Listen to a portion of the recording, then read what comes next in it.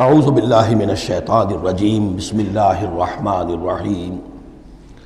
اب یہاں سے شروع ہو رہا ہے غزوہ بدر کا۔ کما اخرجک ربک من بیتک بالحق، جیسے کہ نکالا آپ کو اے نبی آپ کے رب نے آپ کے گھر سے حق کے ساتھ، یعنی آپ کا یہ بدر کی طرف روانہ ہونا جو ہے یہ اللہ تعالیٰ کی ایک اسکیم کا حصہ تھا، اللہ کی اپنی ایک تدبیر ہے۔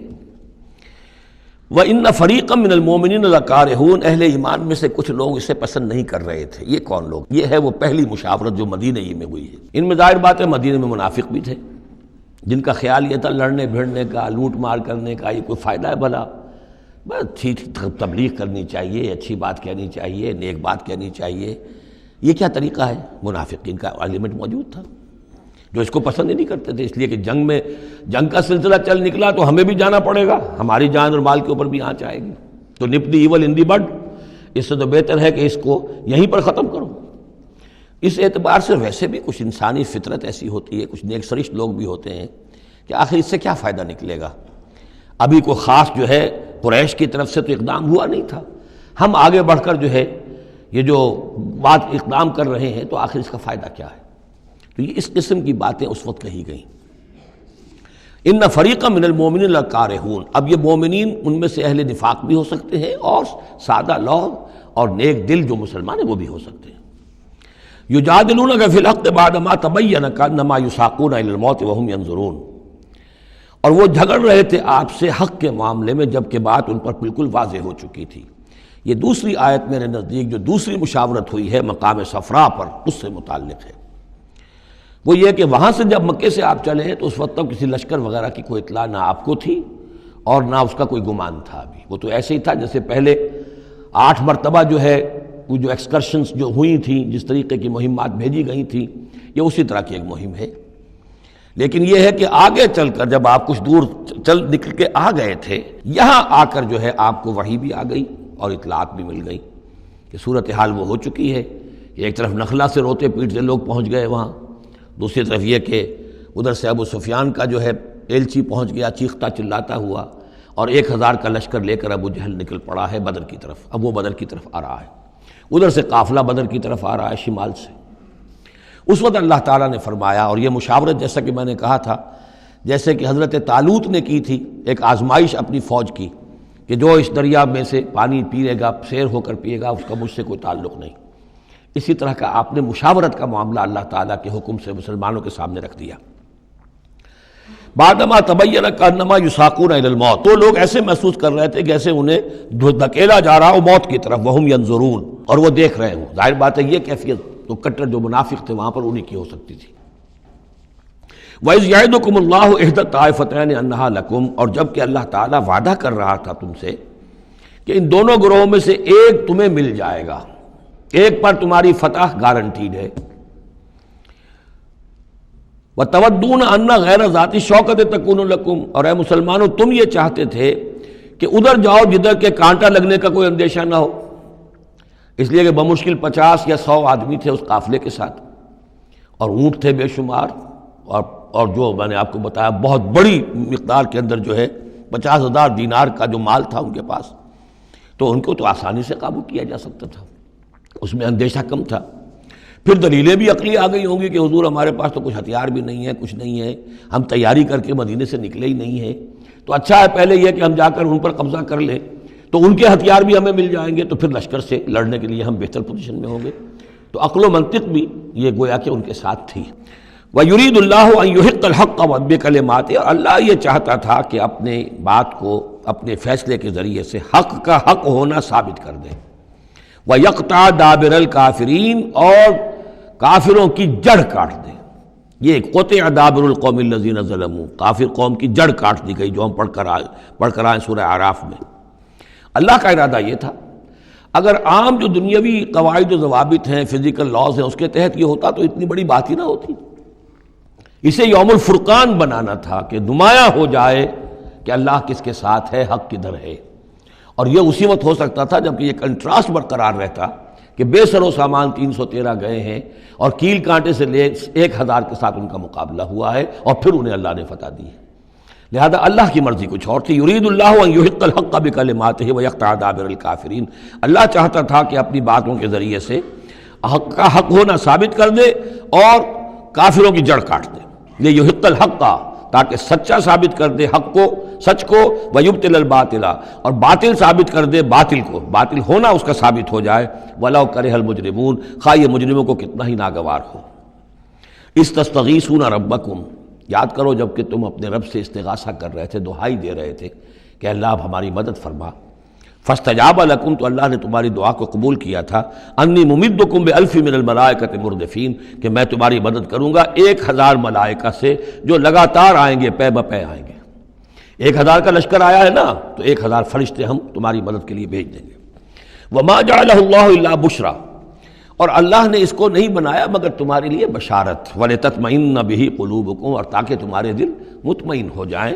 وَمَا النَّصْرُ إِلَّا مِنْ عِنْدِ اللَّهِ، اور مدد تو اللہ کی طرف سے ہوتی ہے، فرشتوں کو بھیجے بغیر بھی وہ مدد کر سکتا ہے. کن فیکون کی شان کے ساتھ وہ جو چاہے کر دے. لیکن یہ کہ تمہارا جو اپنا ایک سوچنے کا انداز ہے، بر بنائے طبع بشری، تمہاری تسکین کے لیے ہم نے یہ شکل کر دی کہ 1000 دشمن آ رہا ہے تو 1000 فرشتہ تمہاری مدد کے لیے ہم بھیج دیں گے.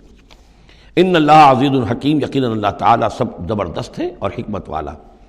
اذ یغشیکم النعاس امنۃ منہ، جبکہ تم کو ڈھانپ لیا تھا ایک اونگ نے جو امن کی اور تسکین کا ذریعہ بن گیا اللہ کی طرف سے.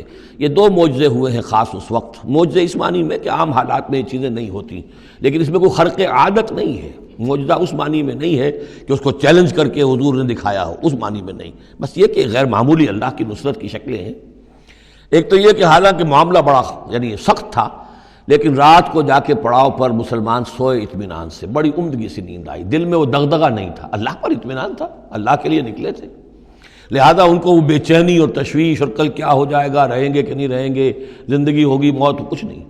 نیند آئی انہیں، اطمینان سے سوئے. صبح کو اٹھے تو وہ گویا کہ چاق و چوبند تھے. نمبر 2 یہ ینزل علیکم من السماء ماء، اور جب کہ اتارا اس نے تم پر آسمان سے پانی، بارش ہو گئی. اس سے یہ ہوا لیطہرکم، تاکہ تمہیں پاک کرے. جنہیں غسل کی حاجت تھی غسل کر لیا. وَیُذْهِبَ عَنْکُمُ الرِّجْسَ الشیطان، اور دور کر دے تم سے شیطان کی نجاست کو. وَلِيَرْبِطَ عَلَىٰ قُلُوبِكُمْ، اور یہ کہ تاکہ تمہارے دلوں کے اندر بھی، بارش کے بعد جو فضا ہوتی ہے اس سے طبیعت کے اندر بھی ایک اطمینان اور سکون پیدا ہوتا ہے. ورنہ واقعہ یہ ہے کہ جہاں پر آ کر قریش پہلے ڈیرہ ڈال چکے تھے، پانی پر ان کا قبضہ تھا. اب یہاں پانی نہیں تھا، بارش ہوئی تو وہ نشیبی جگہ میں انہوں نے ایک اپنا حوض بھی جمع کر لیا، پانی بھی جو ہے وہ ان کے پاس فراہم ہو گیا.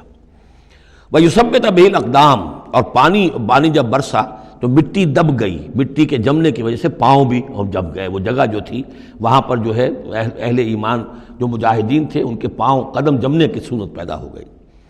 اذ یوحی ربک الی الملائکۃ، اور جب یاد کرو، گمان کرو، تصور کرو جب کہ آپ کا رب وحی کر رہا تھا فرشتوں کو. انی معکم، وہ جو 1000 فرشتہ اللہ نے بھیجا.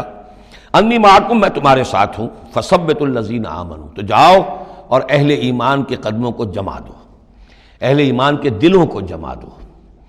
سألقی فی قلوب الذین کفروا الرعب، ان قریب میں ان کافروں کے دلوں میں رعب ڈال دوں گا، ان پر دہشت طاری ہو جائے گی. فضربوا فوق الاعناق، پھر مارنا ان کی گردنوں کے اوپر جیسے چاہے. وضربوا منہم کل بنان، اور مارنا ان کی ایک ایک پور پر.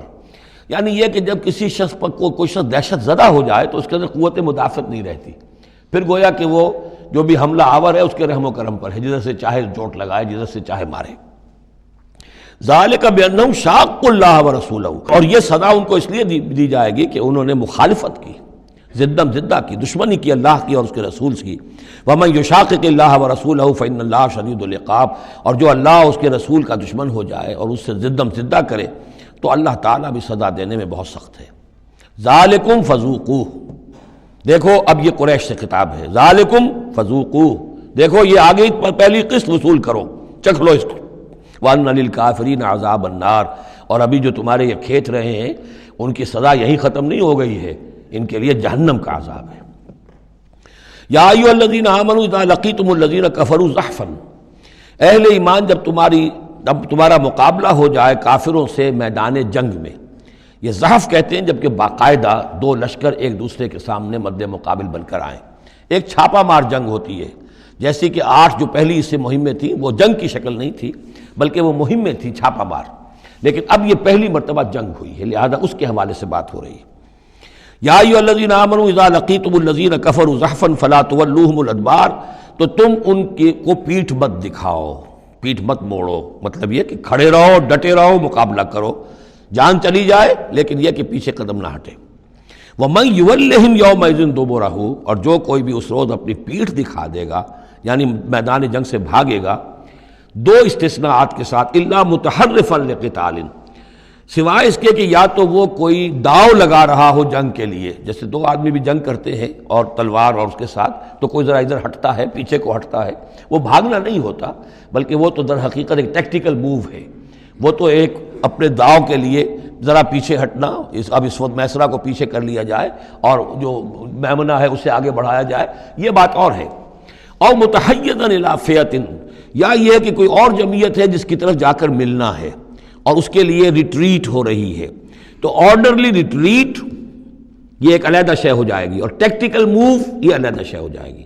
تو آرڈرلی ریٹریٹ اور ٹیکٹیکل موو، ان دو کے سوا اگر کوئی بھگدڑ کے اندر کوئی جان بچا کر بھاگا، فقط باب غضب من اللہ، تو اس نے تو اللہ کا غضب جو ہے وہ کما لیا۔ ومأواہ جہنم، اس کا ٹھکانہ جہنم ہوگا، وبئس المصیر، اور وہ بہت ہی برا ٹھکانہ ہے۔ صدق اللہ العظیم۔